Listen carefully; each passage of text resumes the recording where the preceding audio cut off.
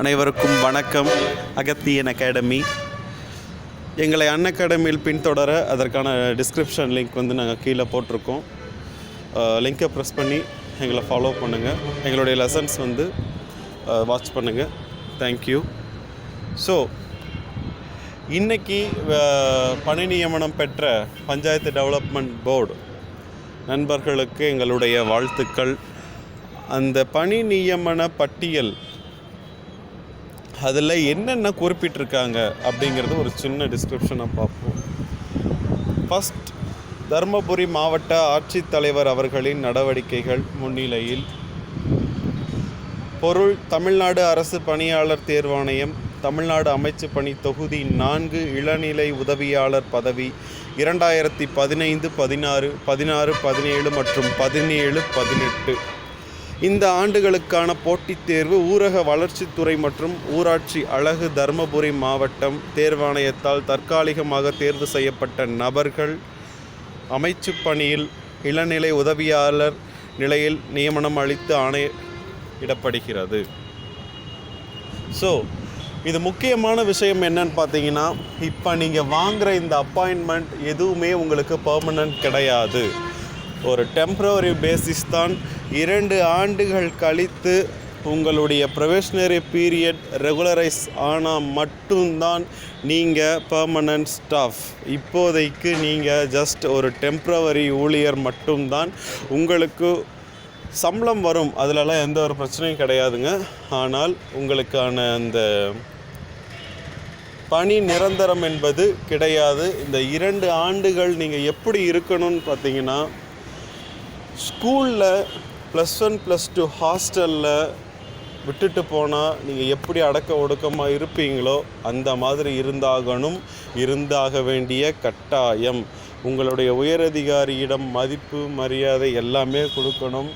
குறிப்பாக ஆஃபீஸ் ஓஏன்னு ஒரு ஆள் இருப்பாருங்க. அந்த ஓஏக்கு இருக்கிற பவர் ஆஃபீஸில் வேறு யாருக்குமே இருக்காது. அவர் ஒருத்தர் தான் ஹையர் ஆஃபீஸர் வரைக்கும் டைரெக்டாக போய் சந்திக்கக்கூடிய ஒரு மனுஷன். ஜூனியர் அசிஸ்டன்ட் பொறுத்த வரைக்கும் உங்களால் உங்கள் ஹையர் ஆஃபீஸரை டைரெக்டாக அப்ரோச் பண்ண முடியாது. சூப்பரண்டென்ட் வழியாக தான் நீங்கள் போய் அப்ரோச் பண்ண முடியும். என்ன ஒரு தகவல்கள் வாங்கணுன்னாலும், என்ன ஒரு கோரிக்கை ரெக்வெஸ்டன் எதுனாலும் உங்களுடைய சூப்பரண்டென்ட் மூலமாக மட்டும்தான் உங்களால் உங்களுடைய உயர் அதிகாரியை தொடர்பு கொள்ள முடியும். அதனால் ஓஏங்கிற அந்த மனிதருக்கு மரியாதை கொடுப்பது மிக முக்கியம். ஓஏன்னா ஆஃபீஸ் அசிஸ்டண்ட்டுங்க. நீ ஒரு ஆஃபீஸ் அசிஸ்டண்ட் தானையா, இந்த மாதிரிலாம் பேச்சே வச்சுக்கூடாது. ஆஃபீஸ்க்கு போயிட்டிங்கன்னா யாரை பார்த்தாலும் வணக்கம் சாருங்கிற குட் மார்னிங்கிற ஒரு வார்த்தையை சொல்ல மறந்துடாதீங்க. கேட்டு வாங்குகிற அளவுக்கு வச்சுக்காதீங்க. கேட்டும் வாங்குவாங்க, அந்த அளவுக்கு போயிடாதீங்க. யாரை பார்த்தாலும் குட் மார்னிங்கிற ஒரு வார்த்தையை சொல்லிவிடுங்க.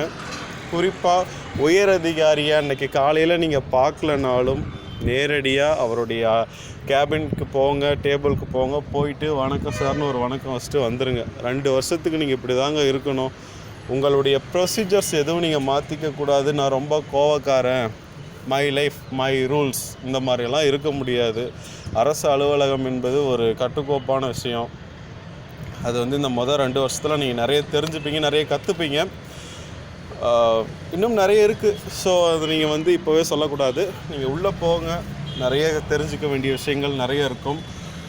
ஸோ ஆணை பார்வையில் காணும் கடிதத்தின்படி தமிழ்நாடு அரசு பணியாளர் தேர்வாணையம் சம்பந்தப்பட்ட ஆண்டுகளுக்கான தமிழ்நாடு அமைச்சு பணி தொகுதி 4 இளநிலை உதவியாளர்களை தற்காலிகமாக நியமிக்கப்படுகிறது. அடுத்ததாக பார்த்தீங்கன்னா, இந்த கீழ்கண்ட பெயர்களில் உள்ளவர்கள் ஊராட்சி மற்றும் அழகிற்கு ஒதுக்கீடு செய்யப்பட்ட நபர்கள் கீழ்கண்டவாறு சில நிபந்தனைகளுக்கு உட்பட்டு இளநிலை உதவியாளர் நிலையில் காலி பணியிடத்தில் நியமனங்கள் அளித்து இதன் மூலம் ஆணையிடப்படுகிறது. இந்த ஆணை யார் மூலம் பிறப்பிக்கப்படுகிறது என்று பார்த்தீங்கன்னா, மாவட்ட ஆட்சியர் அவர்கள் மூலம் பிறப்பிக்கப்படுகிறது. ஸோ இந்த பட்டியலில் இருப்பவர்கள் தேர்வு செய்யப்பட்டவர்கள். ஸோ தேர்வு செய்யப்பட்டவர்களுக்கு எங்களுடைய வாழ்த்துக்கள். இவங்க தருமபுரி மாவட்டம் பிடியில் ஜேஏக்கு நாளையிலேருந்து ஜாயின் பண்ண போகிறாங்க. அடுத்ததாக பார்த்தீங்கன்னா, என்னென்ன நிபந்தனைகள் கொடுத்துருக்காங்க அப்படின்னு பார்ப்போம். ஃபஸ்ட்டு இந்த நியமனம் முற்றிலும் தற்காலிகமானது, ஆல்ரெடி சொல்லிட்டேன். தமிழ்நாடு அரசு பணியாளர் தேர்வாணையத்திலிருந்து முதுநிலை பட்டியல் பெறப்பட்டதும் சம்பந்தப்பட்ட நபர்கள் இளநிலை உதவியாளர் நிலையிலிருந்து முதுநிலை நிர்ணயம் செய்யப்படும். உங்களுடைய ப்ரொபேஷனரி பீரியடு, அப்புறம் வந்து ஜென்யூனிசம், இது எல்லாமே டிஎன்பிஎஸ்சி செக் பண்ணுவாங்க. இந்த 2 வருஷத்தில் இந்த ப்ராசஸ் எல்லாமே நடக்கும். ஸோ இந்த 2 வருஷம் கழித்து தான் நீங்கள் வந்து முதுநிலைக்கு போவீங்க. முதுநிலைனா அசிஸ்டண்ட்டுங்க, ப்ரொமோஷன் பேசிஸ். அடுத்தது, பணியில் சேரும் பொழுது உதவி மருத்துவர், அதான் இந்த ஃபிசிக்கல் ஃபிட்னஸ் சர்டிஃபிகேட் நீங்கள் கண்டிப்பாக கொண்டு போயிருக்கணும்.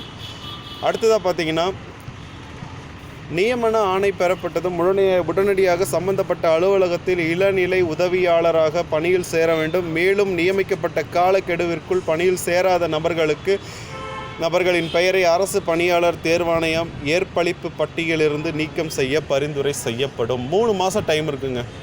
3லேருந்து 6 மாதம் வரைக்கும், அது சம்மந்தப்பட்ட டிபார்ட்மெண்ட் பொறுத்தது. 3லிருந்து 6 மாதங்களுக்கு உள்ளாக நீங்கள் போய் ஜாயின் பண்ணியிருக்கணும். அப்படி ஜாயின் பண்ணலைன்னா உங்களுடைய பணியிடம் நீக்கம் செய்யப்பட்டு காலி பணியிடமாக அறிவிக்கப்படும். இளநிலை உதவியாளராக நியமனம் பெற்ற நபர்கள் சம்பந்தப்பட்ட மாவட்ட வேலைவாய்ப்பு அலுவலக அட்டையினை தருமபுரி மாவட்ட ஆட்சியர் அலுவலகத்தில் உடனடியாக தவறாமல் ஒப்படைக்க வேண்டும்.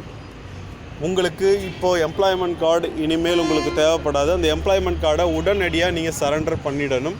சப்போஸ் சார் என்கிட்ட எம்ப்ளாய்மெண்ட் கார்டே இல்லை, நான் இது வரைக்கும் பதிவே பண்ணலை அப்படின்னு சொல்கிறவங்க போயிட்டு புதுசாக பதிவு பண்ணி அதுக்கான ஒரு கார்டு வாங்கிக்கோங்க. அந்த கார்டு வாங்கி அதை கொண்டு போய் நீங்கள் சரண்டர் பண்ணிவிடுங்க. அதுக்கு டைம் கொடுப்பாங்க, பயப்பட வேண்டாம். அமைச்சு பணியில் இளநிலை உதவியாளர் நிலையில் பணியில் சேர்ந்ததும் அரசின் வழிகாட்டு நெறிமுறைகளின்படி உரிய காலக்கெடுவிற்குள் ஊரக வளர்ச்சி மற்றும் ஊராட்சித்துறை தேர்வுகள் அனைத்தையும் தேர்ச்சி பெற வேண்டும். ஜாயின் பண்ண 2 வருஷத்தில் டிபார்ட்மெண்ட் எக்ஸாம் பாஸ் பண்ணியிருக்கணும். டிபார்ட்மெண்ட் எக்ஸாம் பாஸ் பண்ணால் மட்டும்தான் ரெகுலரைஸ் ஆக முடியும். இல்லைனா நீங்கள் வந்து டெம்பரரி ஸ்டாஃப் மட்டும்தான். இந்த நியமனம் மூலம் சம்பந்தப்பட்ட நபர்கள் இளநிலை உதவியாளர் பதவியில் பணியில் சேரும் நாள் முதல் 19,500 முதல் 62,000 என்ற சம்பளம் ஏற்ற முறையில் அலுவலக தலைவரால் ஊதியம் நிர்ணயம் செய்யப்படும். உங்களுடைய சேலரி 19,500லிருந்து 62,000 வரைக்கும், அதாவது உங்களுடைய உச்சபட்ச சேலரி, அது வரைக்கும் உங்களுக்கு வந்து இது யார் நியமனம் செய்கிறாங்கன்னா உங்களுடைய துறை அலுவலர் தலைவர் மூலமாகத்தான், உங்களுடைய பிடிஓ அவர்களால் தான் வந்து நிர்ணயம் செய்யப்படும். இப்போ ஜாயின் பண்ணிட்டேன் சார், குறிப்பாக வந்து எஸ்பிஐ அக்கௌண்ட் எல்லோரும் ஓப்பன் பண்ணிவிடுங்க. ஒரே நாளில் ஓப்பன் பண்ணி கொடுத்துருவாங்க, பிரச்சனை இல்லை. எஸ்பிஐ அக்கௌண்ட் இல்லாதவங்க தயவு செஞ்சு எல்லோரும் ஓப்பன் பண்ணிவிடுங்க. எஸ்பிஐ மூலிமா தான் most of the government டிபார்ட்மெண்ட்ஸோடைய salary transaction நடைபெறும். ஸோ தயவு செஞ்சு சொன்னீங்கன்னாவே அவங்க ஒரே நாளில் உங்களுக்கு ஏடிஎம்லேருந்து எல்லாத்தையுமே ரெடி பண்ணி கொடுத்துருவாங்க. அதுக்கு அலைய வேண்டிய அவசியமும் கிடையாது. அடுத்தது, இந்த நியமனம் இவர்களது ஓய்வூதிய பங்களிப்பு ஓய்வூதிய திட்டத்தின் கீழ் கொண்டு வரும் சிபிஎஸ்சில் தாங்க கொண்டு வருவாங்க, கான்ட்ரிபியூட்டரி பென்ஷன் ஸ்கீம். இந்த சிபிஎஸ்க்காக தான் இப்போ வந்து சில போராட்டங்கள்லாம் நடைபெற்றது, அது உங்களுக்கே தெரிந்த விஷயம்தான். ஸோ உங்களுக்கு பென்ஷன் கிடையாது, சிபிஎஸ் திட்டத்தின் கீழே தான் உங்களுக்கு கொண்டு வருவாங்க. பணி வேட்பாளர்களின் பணி வரன்முறை சென்னை மற்றும் மதுரை உயர்நீதிமன்றத்தால் தேர்வாணைய அமைச்சு பணி சம்பந்தப்பட்ட ஆண்டுகளில் தொடர்பாக நிலுவையில் உள்ள WP வழக்குகளில் ஆணைக்குட்பட்டதாகும். இந்த ஆணைகள் அனைத்தும் அரசு அலுவலர்கள் சார்ந்த ஆணைகள். அது நீங்கள் ஜாயின் பண்ணதும் உங்களுக்கு அது தெரிய வரும். ஸோ இந்த மாவட்ட ஆட்சித்தலைவருக்காக சம்பந்தப்பட்ட அதிகாரி கையெழுத்திட்டுள்ளார். ஸோ இவைகள் தான் இதற்கான நிபந்தனைகள். நாளையிலிருந்து உங்களுக்கான அப்பாயின்மெண்ட் ஆர்டர் கண்டிப்பாக வந்துடும். தொடர்ந்து இணைந்திருங்கள். அகத்தியனுடன் நன்றி, வணக்கம்.